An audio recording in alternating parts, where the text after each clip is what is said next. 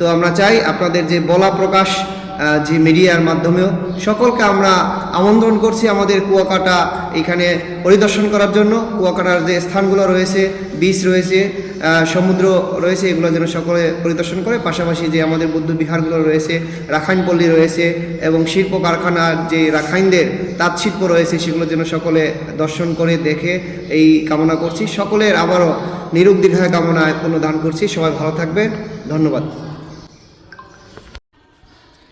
আমার নাম ইন্দ্রবংশ ভিক্ষু। আমি কুয়াকাটা শ্রীমঙ্গল বৌদ্ধ বিহারে বিহারাধ্যক্ষ হিসেবে দায়িত্বরত আছি। তো আপনারা দেখতে পাচ্ছেন যে এই বৌদ্ধ মূর্তিটি, এই বৌদ্ধ মূর্তিটি 1924 সালে এইখানে স্থাপিত করা হয়। আমাদের পটুয়াখালী এবং বরগুনার জেলার মধ্যে যে রাখাইন সম্প্রদায় রয়েছে, তারা সকলে সম্মিলিতভাবে এই বৌদ্ধ মূর্তিটি 1924 সালে এই কুয়াকাটাতে স্থাপন করে। তো এখানে স্বর্ণরূপা তামা দিয়ে এই বৌদ্ধ মূর্তিটি স্থাপন করা হয়। এটার উচ্চতা 6 ফুট এবং এটার ওজন হয়েছে 35 মণ।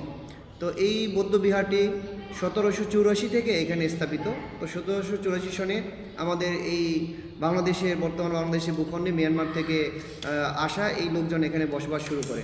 তো আপনারা যে কুয়াকাটাতে আসেন, এই কুয়াকাটার নামকরণ করা হয়েছে আমাদের রাখাইন সম্প্রদায়ের পানি ব্যবস্থাপনার যে কূপ, এই কূপের নামকরণ দিয়ে এই কুয়াকাটার নামকরণ করা হয়েছে। আপনারা দেখেছেন কুয়াকাটা শ্রীমঙ্গল বৌদ্ধবিহার প্রবেশ মুখে যে কুয়াটি রয়েছে, এই কুয়াকে কেন্দ্র করেই কিন্তু কুয়াকাটা নামকরণ করা হয়েছে। কারণ একসময় 1784 সনে যে সময় আমাদের এখানে জনবসতি বা লোকজন বসবাস করা শুরু করে, পানির খুবই খাবার পানির অভাব ছিল, লবণাক্ত এলাকা, যার কারণে এরকম 27টি কুয়া খনন করা হয়। সেখানে শুধু একটি মাত্র কুয়া থেকে খাবার উপযোগী বা মিষ্টি পানি পাওয়া গেছে, সেটা হচ্ছে আপনার এই কুয়াকাটা শ্রীমঙ্গল বৌদ্ধবিহার প্রবেশ মুখে যে কুয়াটি, এই কুয়ার পানি খেয়েই এই এলাকার মানুষজন জীবন ধারণ করা শুরু করে। পরবর্তীতে অনেক বসতবাড়ি শুরু হয় এবং এই আমাদের কুয়াকাটাতে সূর্যোদয় সূর্য অস্ত দেখার জন্য বিভিন্ন দেশ থেকে মানুষ আসা শুরু করে, পর্যটক এলাকা শুরু হয়ে যায়। তখন থেকে আমাদের এই এলাকার মানুষ চিন্তা করলো যে এই গাতলা নামটা কীরকম, আগে গাতলা নামে পরিচিত ছিল। তো এই কুয়া পানি খেয়ে যেহেতু এখানে মানুষজন জীবন ধারণ করেছে, এই কুয়াকে আমরা স্মরণীয় করে রাখার জন্য এই কুয়ার নামে বর্তমানে কুয়াকাটা নামকরণ করা হয়েছে। তো আমাদের প্রজন্ম যারা আছে তারাও জানুক, রাখাইন সম্প্রদায় থেকে যে পানি খাওয়ার ব্যবস্থা গ্রহণ, কুয়া থেকেই কুয়াকাটা নামকরণ করা হয়েছে। এবং সর্বপ্রথম আমাদের এই কুয়াকাটা অঞ্চলে এই বিহারটি স্থাপন করা হয়। এই বিহারের মধ্য দিয়ে আমরা এই বৌদ্ধ মূর্তিটি স্বর্ণরূপা তামা দিয়ে নির্মিত, যেহেতু সকলে এটা স্বর্ণ বিহার নামে পরিচিতি লাভ করে দেশ এবং দেশের বাইরে বিভিন্ন স্থানে।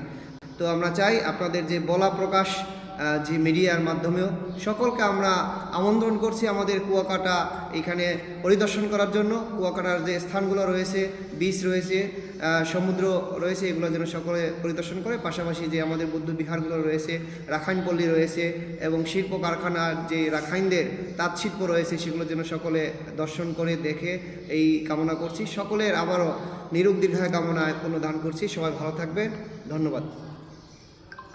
বলার ভাষা রাখে না, কারণ এত সুন্দর একটা পরিবেশ, বলবো যে রাজকন্যার একটা জায়গা, সুন্দর একটা দ্বীপ।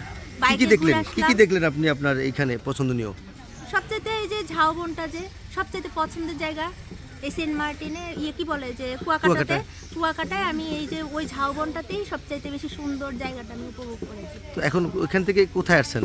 রাখাইনপল্লী আসলাম, বৌদ্ধ বিহার দেখলাম, বৌদ্ধ মন্দির। আর কি ভিতরে ঢুকছেন কিনা? না, ভেতরে এখনো ঢোকা হয়নি, ঢুকবো। তাহলে আমরা আগাই।